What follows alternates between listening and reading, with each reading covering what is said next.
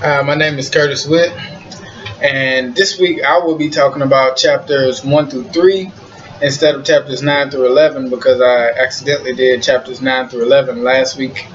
So this week, as I said, I will be coming from chapters 1 through 3.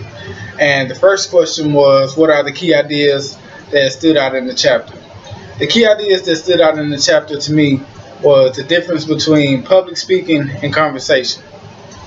This requires the use of formal language rather than slang and jargon, like as in the words that you would use in a regular conversation. You can't use those same words when you're giving a formal speech or a presentation. Another thing that stood out was nobody's perfect. And it's stated in the chapter that regardless of how much preparation that you do and how much you want to be perfect and you try your best to be perfect, everyone messes up some way, some form, some fashion. Nobody's perfect. So it calms the speaker because they don't have to worry so much as to, well, I have to be perfect or it has to be this well or that, but because everybody messes up and they can't be counted against. Another thing that stood out was listening. Listening is very important. And from reading the chapter, I learned that there are four different things that, when it comes to listening, one was not concentrating, the other one was listening too hard, and the other was focusing on delivery and the speaker's appearance. Some listeners, they're rather than listening to what you're actually saying, they focus on more of what shoes you got on, what clothes you got on. Oh, he has on that type of name brand suit. Things such as that, rather than actually listening to the speech itself, so they get sidetracked.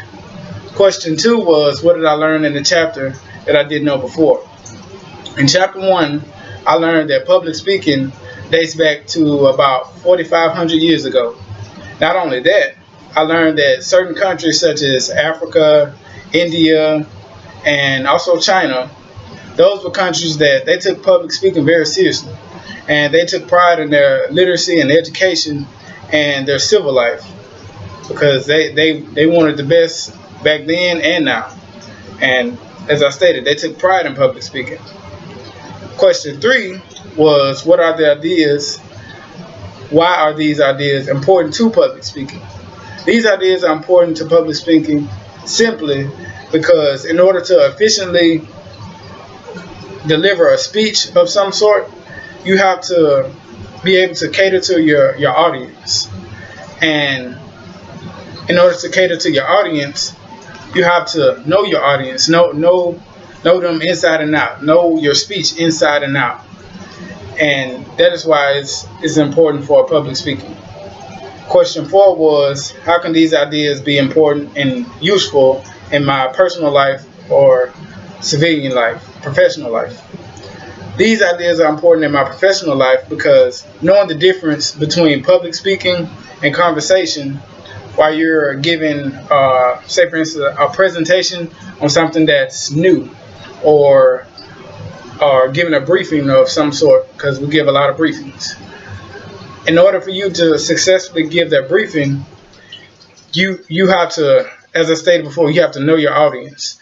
And then by knowing your audience, you are able to deliver your speech more effectively. Poor listening is another thing that a lot of people, they don't think about when you're giving speeches. But poor listening it messes not only with the speaker but the listener itself. Because if the listener isn't listening, then your speech can be professional, on point, and you make no mistakes. But if your listener isn't listening, then it doesn't matter pretty much what you say because they don't get the information that you're putting out. Lastly, knowing and understanding that everyone makes mistakes, as I stated earlier, and it's okay to be nervous. Like, for instance, I'm nervous now, but it doesn't matter because, as I state, everyone makes mistakes. And you can't hold it against yourself.